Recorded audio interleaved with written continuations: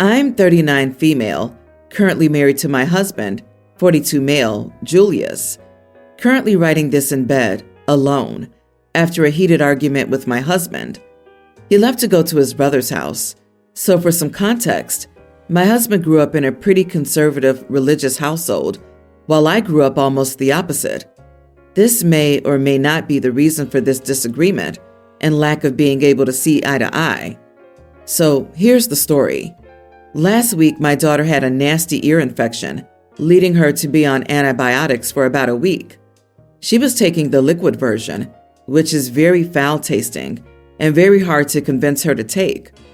In the past, she refused to try pills until this week, after countless tantrums over the antibiotics.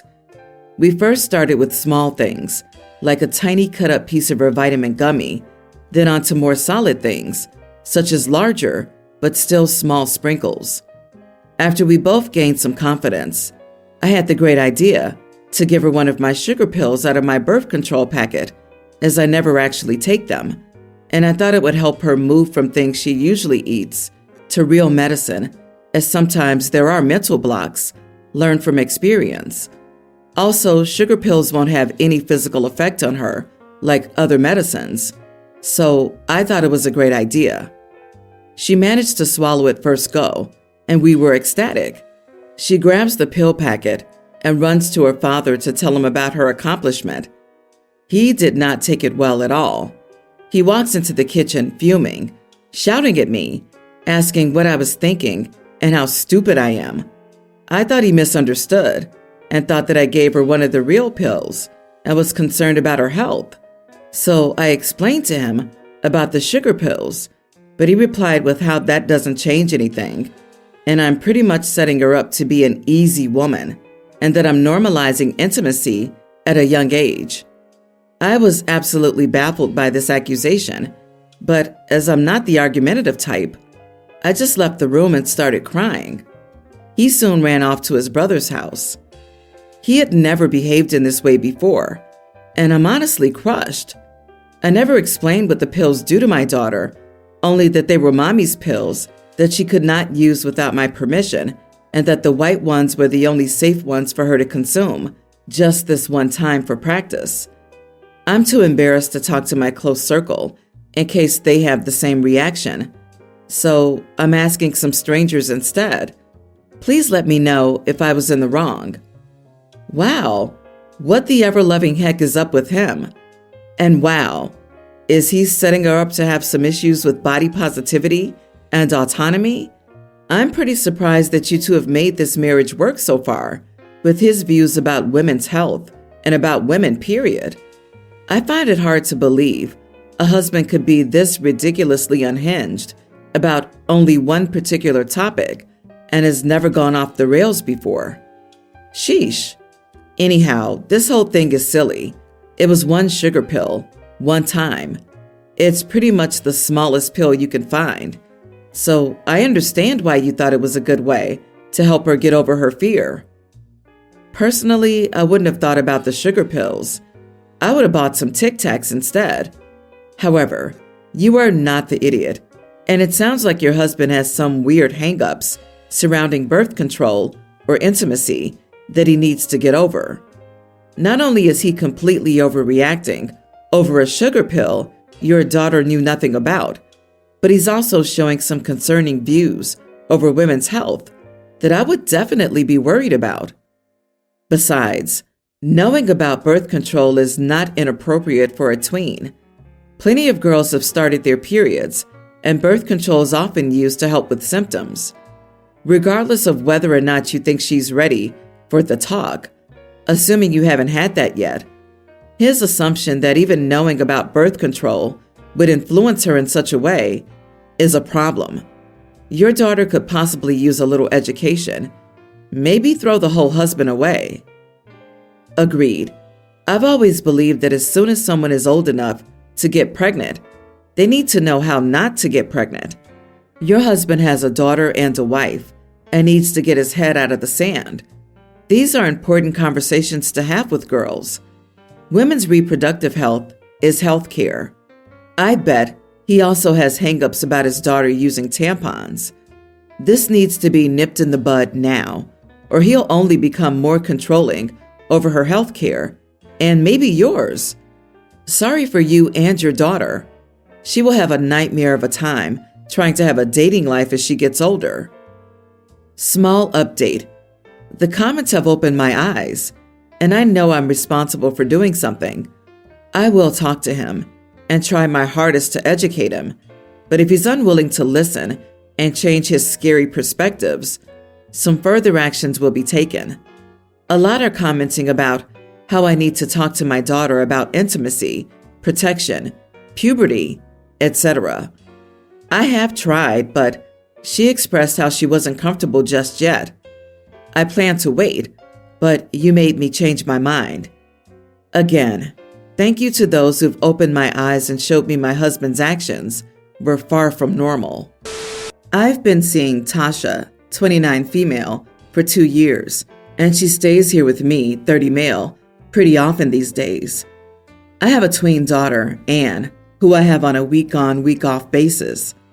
Anne and Tasha do get along well, but I've noticed that the more Anne stays here, the more touched out she becomes, and she's losing patience quickly with my kid. Not in a mean way, but it's getting under my skin a lot. So, like my daughter loves people in general, she talks a lot, and to be fair, a lot of it is her friend drama. She also makes a point to want you to watch everything she's watching on her tablet, so frequently she'll come up and be like, "Watch this, it's so funny." And most of the time it's not even remotely funny. Still, she thinks it is, and just wants to include people. So at least 90% of the time that I have my daughter is quite literally a never-ending conversation with very little time between not talking. Tasha is an introvert and needs more space than the normal introvert, I've noticed. This is great on weeks that we don't have my daughter, because I love being able to sit here with her and just have a few hours without speaking at all. But that's not possible on the weeks that we have my daughter. So I picked up Anne on Sunday afternoon, and by yesterday morning, Tasha was acting weird. She said she didn't want to get up from bed to grab a coffee because as soon as Anne sees me in that kitchen, she's going to come and talk my ear off, and I don't want to deal with it today. I'd like to wake up in peace. Okay, whatever. I go get her a coffee and set Anne up on the couch with the TV going to give Tasha some peace. But 20 minutes later, Anne comes into our bedroom, sits on the edge of the bed, and says, "So what you guys doing?" Tasha just puts her coffee down and walks out of the room and says, "Showering." I go into the bathroom to ask if she's good because she's acting weird, and she goes, "No offense, but Anne is super annoying. I don't know how anyone can talk that much and not get tired of their own voice. Love her, but holy heck is she annoying." I told her she better never call my kid annoying again, and she just looked at me and said, "Literally, every freaking kid is annoying. I'm not being malicious. Your kid is annoying, and you know it." So I told her to leave. She packed everything she had here and took off without talking to Anne, who asked what was happening. She now refuses to answer any of my texts or calls and has blocked me on social. Am I the idiot? You are the idiot, or at least a little blind. I have a tween with ADHD who talks constantly. Even as his mother, who loves him completely, I get tired of hearing him, and he is annoying. I've been trying to teach him social cues, like when it's okay to talk and when he should be quiet. You're not helping your daughter by not setting boundaries for her. When she came into the bedroom, you should have told her that Tasha needed some quiet time and would come out and talk with her when she's ready. She's not a baby, but you're treating her like one. This level of needing constant interaction and feedback is normal and healthy for a younger child, but at her age, Anne needs to be learning how to entertain herself and give people space. And Tasha is entitled to her space in her own home, which she communicated to OP without getting into the no-win situation of parenting a child who isn't hers. OP chose to not set or enforce boundaries with Anne, setting everyone up for failure. I agree. When I have custody of my child, I just throw them on their tablet and they aren't learning social cues.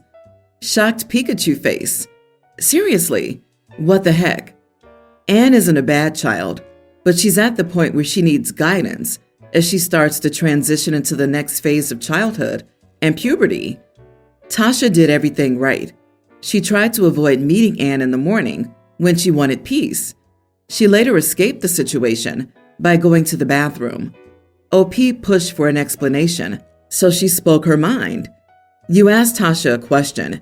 You got the answer that sounds pretty accurate by your description, and you jumped down her throat. I would have left too. Your daughter is annoying me just reading this. Teach your kid basic boundaries. She wanted to wake up in peace, and your kid came into your bedroom and sat on the bed? That's awful. You must learn how to care for your next girlfriend's feelings. This is about me, 28 female, my husband's family, mom and dad, 50s, and 4 sons. I've been with son number 3 for 13 years. On to the issue. You know how most families have that one member who always has to cause trouble, make things difficult, stir the pot, etc., all while acting holier than thou. In my husband's family, that's his second oldest brother, Mark. Mark, 33, is a complicated guy. I've known him for 14 years now. There's a lot of good about him, but also a lot of not so good. He's pedantic, lazy, hypocritical, overly critical of others, very judgmental, and passionately loves trying to debate other people about anything under the sun at the drop of a hat. Every hill is his hill to die on, and according to him, he's never wrong. Even though according to Google, he has about a 25% batting average of being correct when he starts doggedly correcting people. He has no job, no partner, no kids, no real responsibility, and lives with his parents. The get-out-of-jail-free card is that since childhood, Mark has been unwell. He suffers from pretty crippling OCD, treatment-resistant depression, and his physical health is poor too. As a result, he was labeled the sickly one, and not much was expected. His behavior has ramped up over the last several months, so it's affecting the family dynamic pretty badly. He picks fights with the brother who converted to Islam, makes false assertions about Islam, and picking at Muslim beliefs. He belittles his mother and criticizes the state of the home, despite doing next to nothing to help out in the house due to germophobia. He ruins family night by starting debates about the dumbest crap and then getting belligerent and nasty when people challenge his usually incorrect assumptions. He has no problem calling us stupid, idiots, ignorant, dumb, and belittling our ideas and opinions if they don't align with his.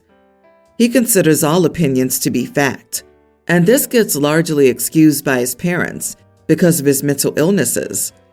I'm sick of it, but I love my husband's family and value our time together. I don't want to just be driven off by his behavior, so over the last several weeks, I've stopped putting up with it. Anytime he starts being rude, I point it out. Mark, you're speaking to your brother disrespectfully.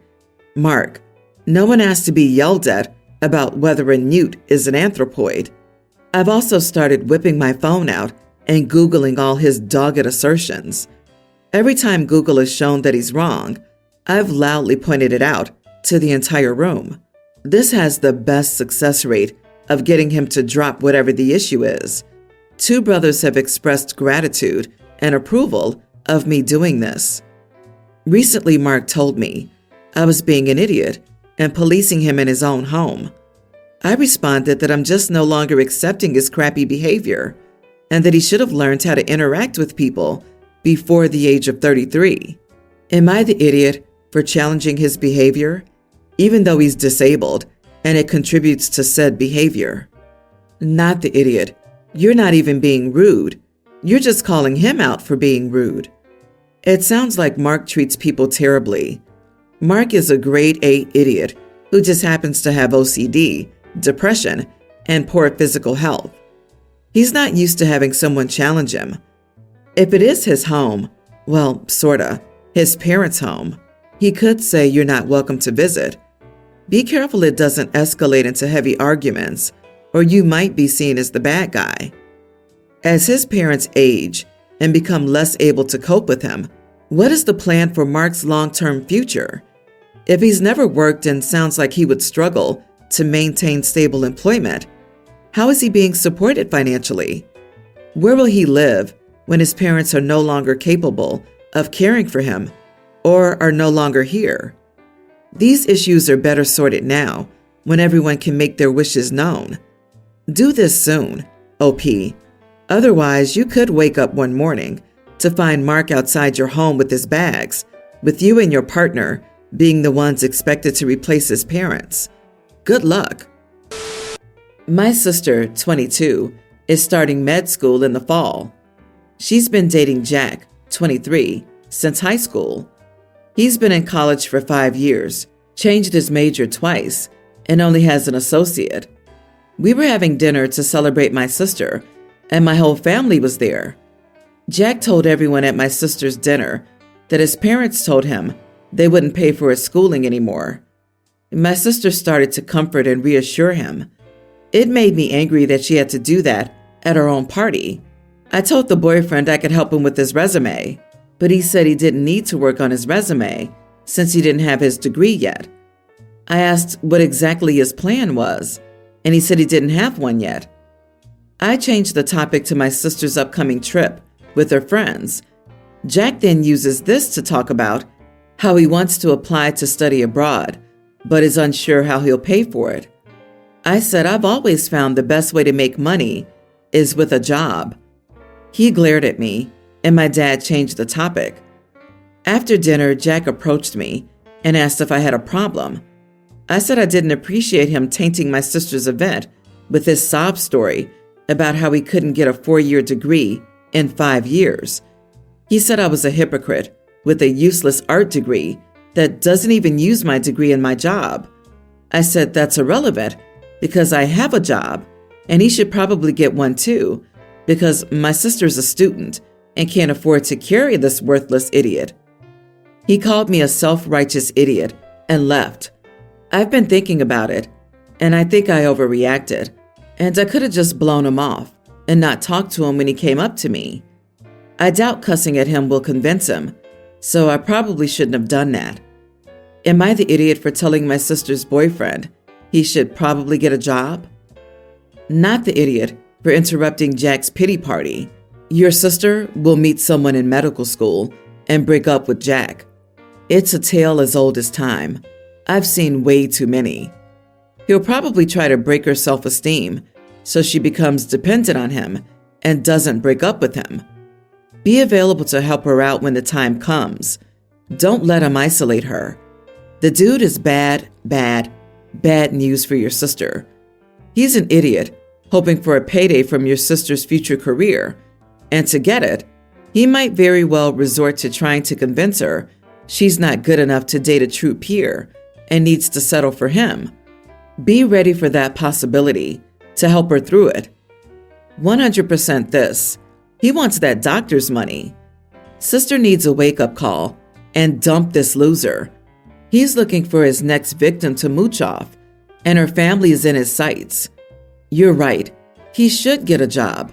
Millions of people have gotten jobs while in school to help pay for their education. And considering studying abroad when he has no funds for his education? LMAO. I disagree. OP's response reeks of elitism and judgment. Calling him worthless is wild. OP, you are the idiot. Switching majors several times is normal, and it sounds like he's just indecisive and unsure of what he wants as a future career. You didn't have to be a judgmental idiot about it. A lot of smart, driven folks get stuck in community college out of high school because they don't get a lot of help in figuring out the transition to a university, which sounds like what's happened to your sister's boyfriend. It's a super common occurrence. His academic success, or lack thereof, does not make him more or less of a person, and you 100% are being a self-righteous idiot. He's correct.